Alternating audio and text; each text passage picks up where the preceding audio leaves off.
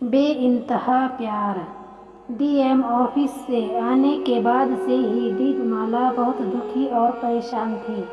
वह आईने के सामने खड़ी होकर अपने ढलते यौवन और मुरझाए सौंदर्य को देखकर बेतहाशा रोए जा रही थी। ऐसा लग रहा था मानो वह आईने से कह रही हो कि तुम भी लोगों की तरह झूठे हो। आज तक मुझे सिर्फ झूठ दिखाते रहे, कभी सच देखने ही नहीं दिया। उसने रात का खाना भी नहीं खाया। पति और दोनों बच्चे खाना खाकर सो चुके थे, लेकिन उसे नींद नहीं आ रही थी। दीपमाला की शादी को 15 वर्ष हो चुके थे। पति और दोनों बच्चों के साथ उसका जीवन अब तक सुखपूर्वक ही व्यतीत हुआ था। जी भरकर रो लेने के बाद वह अपने बेडरूम में आई।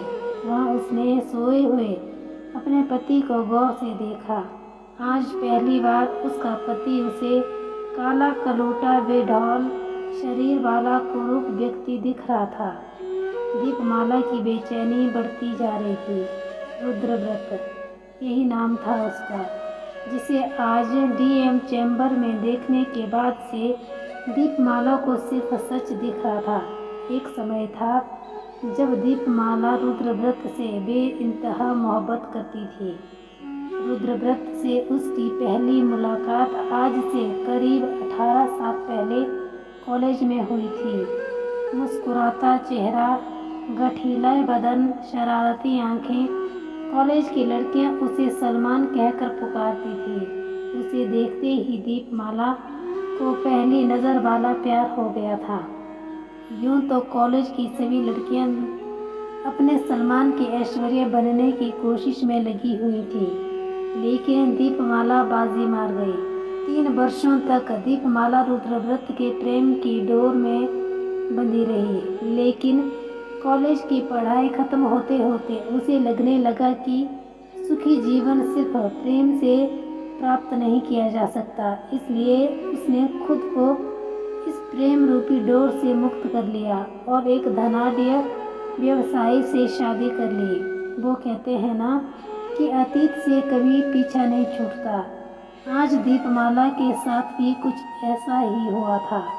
अगले हफ्ते दीपमाला के बड़े बेटे का जन्मदिन था और वह इस बार जिले की नई जिलाधिकारी को भी इस खुशी के मौके पर आमंत्रित करना चाहती थी। इसलिए उन्हें आमंत्रित करने के लिए वह अपने पति के संग डीएम ऑफिस गई थी। कुछ देर अतिथि कक्ष में इंतज़ार करने के बाद जब डीएम के चैम्बर में दाखिल हुई तो अप्सरा जैसी खूबसूरत जिलाधिकारी को देखकर वह दंग रह गई। उसने सोचा, शायद ब्यूटी विद ब्रेन इसी को कहते हैं।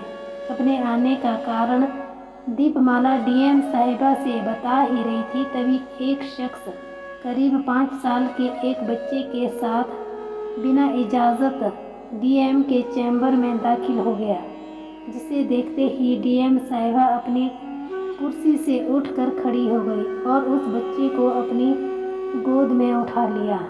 वह व्यक्ति डीएम साहिबा से मुखातिब होते हुए बोला, आर्जव आज बहुत जिद करने लगा कि अम्मी से मिलना है, इसलिए लाना पड़ा। कोई बात नहीं, डीएम साहिबा ने कहा। चलो आर्जव, अब चलते हैं। मम्मी को अपना काम करने दो।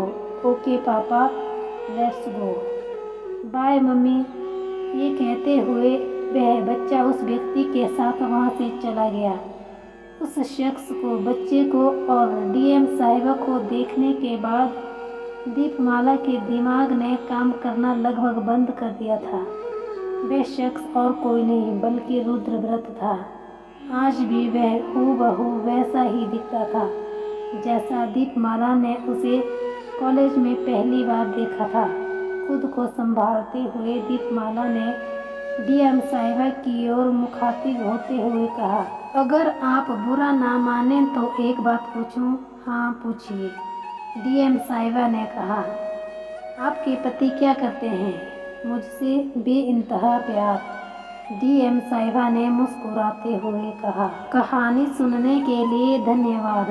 आशा करती हूँ आपको ये शिक्षाप्रद कहानी ज़रूर पसंद आई होगी। चैनल पर नए हैं तो चैनल को लाइक, कमेंट और सब्सक्राइब करना ना भूलें।